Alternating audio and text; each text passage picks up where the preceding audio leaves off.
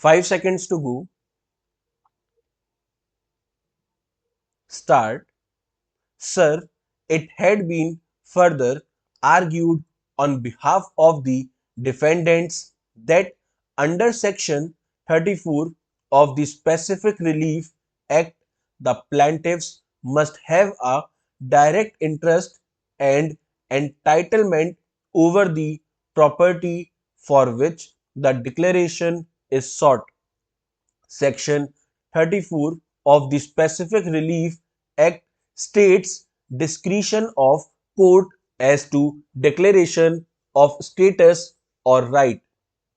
Any person entitled to any legal character or to any right as to any property may institute a suit against any person denying or interested to deny his title to such character or right, and the court may in its discretion make therein a declaration that he is so entitled, and the plaintiffs need not in such suit ask for any further relief, provided that no court shall make any such declaration where the plaintiffs being able to seek further relief than a mere declaration of title omits to do so. In the present case, the plaintiffs are not seeking a declaration that they have a beneficial interest. A derivative action is sought only for the beneficial interest of the second defendant. The second defendant has, however, abjured such interest. Whether such disclaimer or abjuration is the result or effect of collusion or fraud are further aspect to be examined. Such abjuration has to be weighed with the flow of funds through the second defendant to the first defendant, leading to the allotment of shares to the third to the seventh defendants. Examining all these aspects can only be through advancing oral and documentary evidence. This would further imply that the suit has to be retained on file. It had been further contended that the suit relief is barred under Section 187C of the Companies Act 1956. It had been contended that primarily the third, fourth, and seventh defendants should first make a declaration that through the shares are in their names, a beneficial interest had accrued to the second defendant. Similarly, the second defendant has to make a declaration that they are beneficial interest holders of the said shares. It has been contended that in the absence of the above declarations, seeking a declaration against the first defendant would be akin to putting the cart before the horse. I hold that the declarations made or not made in the books of the first defendant would be to the exclusive knowledge of others. In this context, the 8th to 10th defendants have a vital role to play. Evidence is necessary from their end to disclose facts and to subject themselves to cross examination on all these aspects. The plaintiffs have pleaded the facts to their knowledge. It must also be kept in mind that except the third defendant, no other defendant had sworn to an affidavit.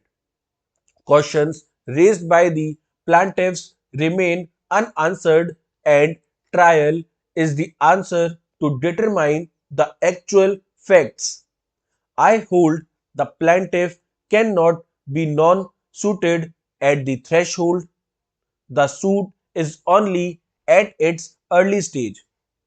It still has a rough course to clear. The reliefs sought may be superfluous, but if the plant discloses a cause of action and if the plaintiffs are prepared to battle out the issues at the time of recording the evidence, then again they must be afforded such opportunity. At this stage, the plaintiffs have come to court primarily claiming a declaration as against the first defendant, whether the third, fourth, and seventh defendants on the one hand and the second defendant on the other hand have made declarations in accordance with the provisions of either section 187C or Section 89 of the Companies Act 1956 or 2013 are facts to the exclusive knowledge of the first, second, third, fourth, and the seventh defendants and also the eighth defendant. The plaintiffs could never have had access to the records of the first defendant. The queries raised in the pre-suit notices have not been answered. Consequently, they have sought a declaration only against the first defendant. This declaration is sought because in Dubai, the third, fourth, seventh defendants had made similar declarations, and in the the plaintiffs have stated that they believed that similar declarations had been made in the books of the first defendant. This statement of the plaintiffs has to be tested further through oral and documentary evidence. Consequently, I am not in agreement with this contention raised by the defendants. Trial is the answer to settle facts. At this stage, the plant averments hold the sway, and a reading makes it obvious that the first defendant has to open up its records for scrutiny, and that can be done only during trial.